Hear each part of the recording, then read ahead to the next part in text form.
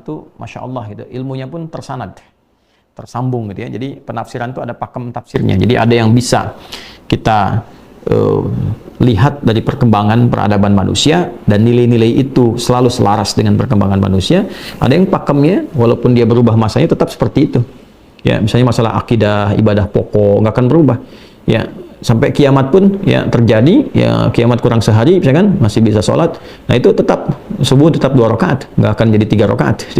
Dan caranya tetap sama, nggak akan pernah berubah dari zaman Nabi ya, sampai kita kembali kepada Allah pun tetap caranya sama.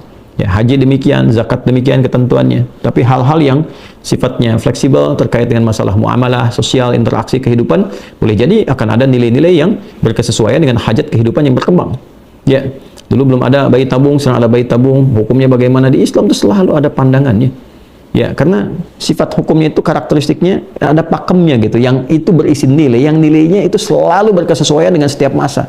Itu kalau yang buat itu bukan Tuhan, bukan Allah yang menciptakan itu, ya, kemudian bukan Allah yang memfirmankan ya dalam Quran itu, bukan Allah yang menetapkan, Rasulullah membimbing dalam hadisnya itu, mustahil bisa begitu. Ya, ada nggak sih yang setiap ketentuan hukum yang terus bertahan setiap zaman? Ya, Masya Allah gitu. Ya, setiap kebutuhan ada jawaban, setiap pertanyaan ada jawaban. Gak mungkin ada begitu kecuali dari penciptanya. Bismillahirrahmanirrahim. I'lam anna hadha huwa ni'matu thaniyatu allati 'amat al-mukallafin bi asarihim wa ma ahsana ma ra'a Allah subhanahu wa ta'ala hadha at-tartib fa innal intifa' bil ardi was sama' innama yakunu ba'da husulil hayah. ولهذا ذكر الله أمر الحياة أولا ثم أتبعه بذكر السماء والأرض. Masya Allah. I'lam, ketahuilah, anna hadha huwa ni'mah ats-tsaniyah. Inilah nikmat yang kedua. Ya allati 'amatil mukallafina, yang telah Allah Subhanahu wa taala berikan kepada seluruh hambanya yang mendapatkan misi tugas di muka bumi ini. Keseluruhannya tanpa kecuali. Nikmat kedua, nikmat pertamanya nikmat penciptaan yang ayat ke-28 itu. Ya, bukankah menjadi nikmat ketika diberikan kesempatan berkehidupan? Ya kan? Nikmat kan? Ya, berkehidupan di bumi, nikmat bisa sujud kepada Allah. Masya Allah, nggak ada kenikmatan itu terbesar kecuali bisa sujud. Sujud, salat itu nikmat. Karena bisa menjalankan fungsi kita sebagai hamba, gitu kan? Nah, nikmat ketika menggunakan pakaian karena merasakan nikmat yang Allah berikan kepada kita, gitu kan? Jadi fungsi pertama itu berkehidupan, nikmat pertama. Nikmat kedua adalah diberikannya fasilitas berkehidupan. Ya, karena itu Al-Imam Fakhr Razi menyebutkan dalam kitab tafsirnya Mafatihul Ghaib atau At-Tafsirul Kabir, mengatakan bahwa penciptaan semua yang di bumi untuk kita itu berupa nikmat yang kedua yang Allah berikan secara sempurna bagi semua hambanya yang hidup di muka bumi ini dengan membawa misi. Mukallaf itu hidup bermisi. Ya, bukan hidup bebas. Ingat ya, bukan hidup bebas, hidup bermisi. Kemudian wa ma ahsana ma ra'a Allah subhanahu wa ta'ala hadha tertib, dan betapa mengagumkannya, indahnya apa yang telah Allah tetapkan dengan menghadirkan susunan ini. Ya, maksudnya susunan pertama nikmat kehidupan dan nikmat penciptaan fasilitas. Fa innal intifa' bil ardi was sama' innama yakunu ba'da husulil hayat. Kenapa? Ya, karena nggak mungkin bisa mendapatkan kenikmatan dengan semua fasilitas di langit dan di bumi ini kecuali setelah mendapatkan kehidupan dulu. Ya, kalau nggak hidup bagaimana bisa menikmati segala fasilitas di bumi ataupun juga segala hal yang kita bisa pandang di langit ya saat ini. Ya, tentunya dengan urutan tadi menunjukkan kesempurnaan Allah mendesain kehidupan ini. Hidup dulu baru kemudian kita bisa mendapatkan kenikmatan yang kedua, yaitu semua fasilitas di bumi dan di langit. Falihadza dzakarallahu amral hayah awwalan thumma atba'ahu bi dzikris sama'i wal ard. Karena itulah kemudian saking pentingnya dua nikmat ini secara berurutan Allah menyebutkan yang pertama nikmat kehidupan dulu, Al-Baqarah ayat 28, dan yang keduanya adalah nikmat mendapatkan fasilitas baik itu di bumi ataupun keindahan di langit. Amma qauluhu, sedangkan firman Allah Subhanahu wa taala khalaqa, faqad marra tafsiruhu fi qaulihi wa'budu rabbakum alladzi khalaqakum. Tafsir khalaqa itu telah kami jelaskan ketika menerangkan surah Al-Baqarah ayat ke-21, dan tadi ringkasannya telah saya uraikan. Okay? Wa amma qauluhu lakum, adapun firman Allah Subhanahu wa taala lakum, fa huwa yadullu ala anna al-madhkura ba'da qaulihi khalaqa li ajli intifa'ina fid dini wad dunya. Tuh, sama kan? Nah, jadi kita bukan ngarang-ngarang kalau menafsirkan. Ya, jadi sudah, insya Allah sudah dibaca, sudah juga apa namanya. Kalau kita insya Allah berusaha meniatkan ikhlas, mengkaji, banyak membaca, insya Allah akan ada kesamaan pakem karena pakemnya sudah ada. Ya. Baik, adapun yang dimaksud kata lakum di sini, ya, menunjukkan bahwa yang dimaksudkan dari kata lakum ini, ya, setelah Allah Subhanahu wa taala menerangkan penciptaan, yaitu supaya dapat dimanfaatkan oleh manusia fid dini wad dunya, dalam urusan agama, din, wad dunya, dan dunianya. Tadi yang saya katakan, ya. Saya kan tadi terangkan dari aspek dunianya dulu karena mudah untuk dirasakan, dan setelah itu aspek ibadahnya, aspek dinnya. Jadi silahkan aspek dunianya Anda mungkin bisa pilih.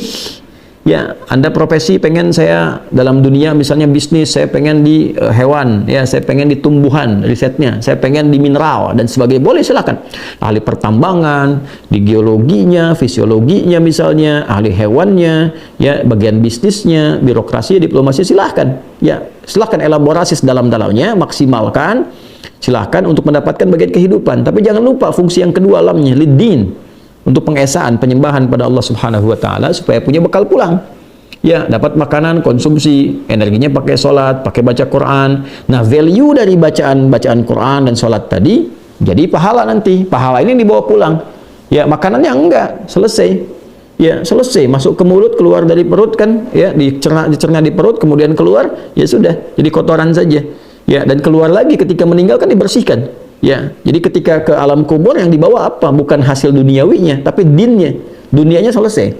Karena itu kan meninggalkan dunia. Aspek pertama hilang, ya, masalah dunia. Yang keduanya din itu yang ikut. Itulah pahala.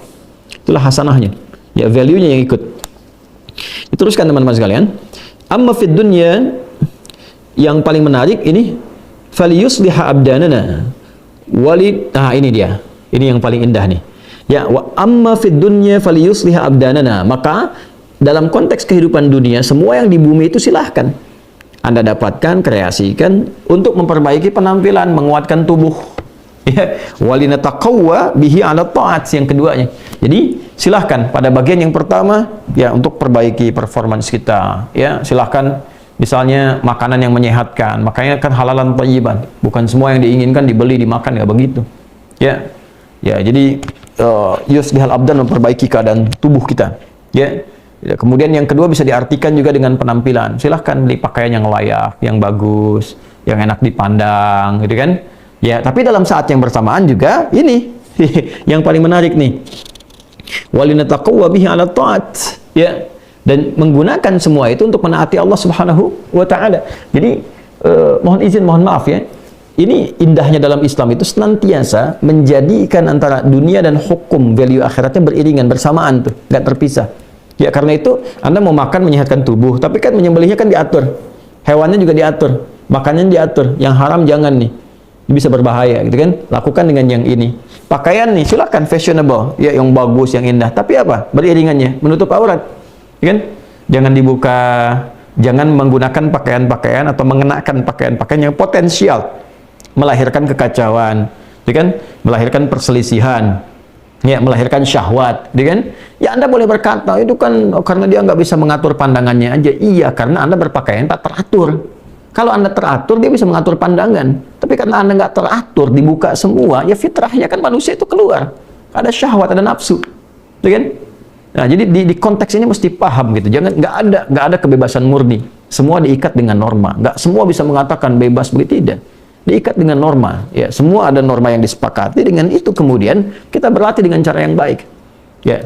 Nah, itu gambarannya teman-teman sekalian. Selanjutnya, amma fid dini falil istidlal bihadhil asya wal i'tibar biha, ya.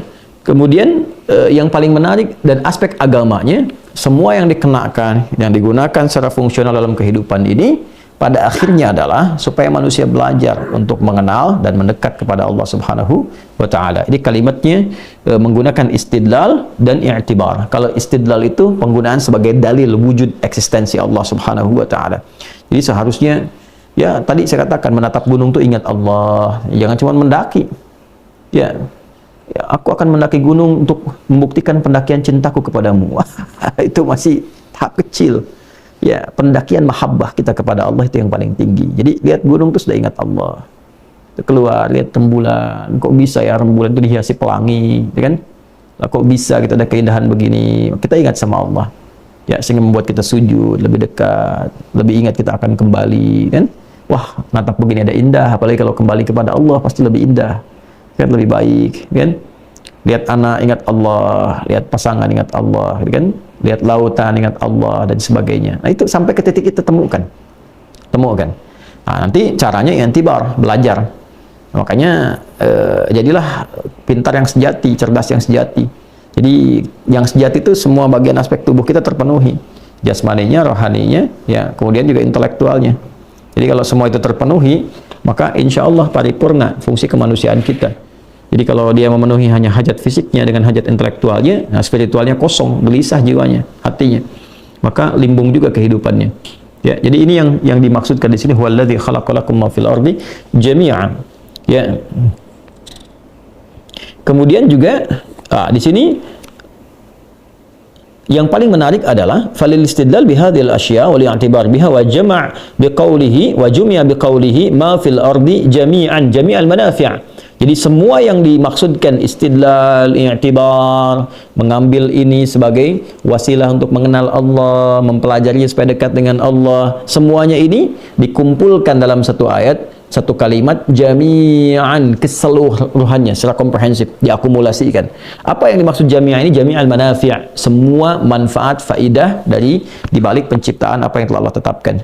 Jadi secara singkatnya adalah semua penciptaan Allah itu nggak ada yang hampa, ada manfaatnya, ada faidahnya, bentuknya sempurna, fungsinya sempurna. Apa manfaatnya buat kehidupan manusia? Itu poinnya.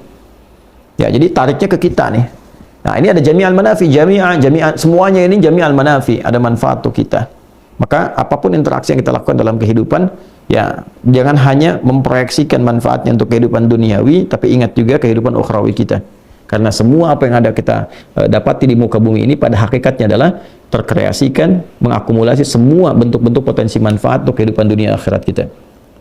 Ya.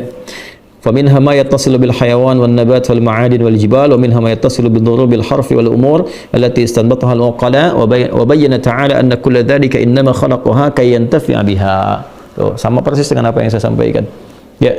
Jadi Allah Subhanahu wa taala ketika menyampaikan ayatnya kemudian diterangkan oleh para ulama, di antaranya kita teruskan faminha ma yattasilu bil hayawan. Apa yang bisa kita riset, kita manfaatkan, ada yang terkait dengan hewan, tadi sudah saya jelaskan. Wan nabat, dan tumbuhan sudah saya sampaikan. Wal ma'adin, dan mineral, ya tadi sudah saya singgung juga. Ada kan pertambangan, kita menggali, melihat apa yang kita temukan. Ada batu bara kah, kemudian ada apa lagi, misalnya emas, nikelnya, tembaganya, macam-macamnya. Itu bukan hanya menemukan jadi bangga, mensupport dunia, tidak. Tapi ketika Anda meriset, kan ada ilmunya itu. Masya Allah, Anda mulai meriset batu, batunya ada kodenya, ada nomor-nomornya, macam-macam gitu kan. Ya, lapisan-lapisannya. Siapa yang bisa memberikan kode-kode di balik batu itu supaya kita berpikir, belajar dan sebagainya. Setelah itu dapat sesuatu, diuji kan.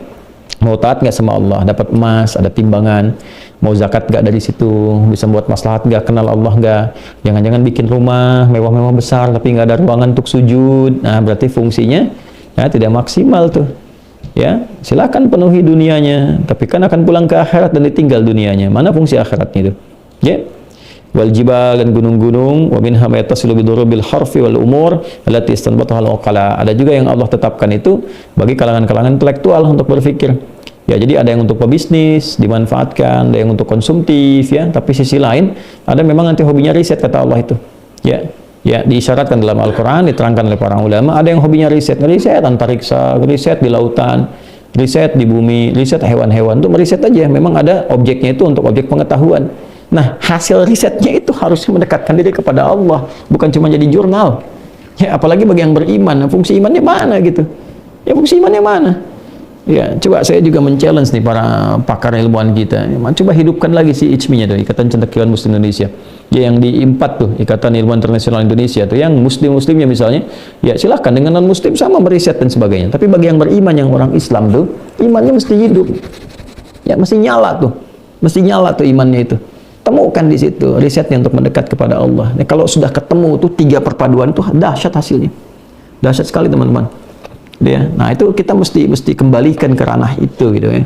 Bukan cuma jadi ya tingkat pencapaian pengajar tertinggi misalnya profesor di akademia ya, di akademi misalnya kan bidang akademik, atau tingkat pembelajaran tertinggi doktor dan sebagainya. Kenal Allah enggak? Ya, kenal Allah enggak? Itu poinnya. Dan apalagi kalau sudah beriman. Apalagi kalau sudah beriman. Itu yang barangkali penting kita di situ notice ya, untuk berikan apa namanya satu penanda kepada kita untuk mendekat kepada Allah Subhanahu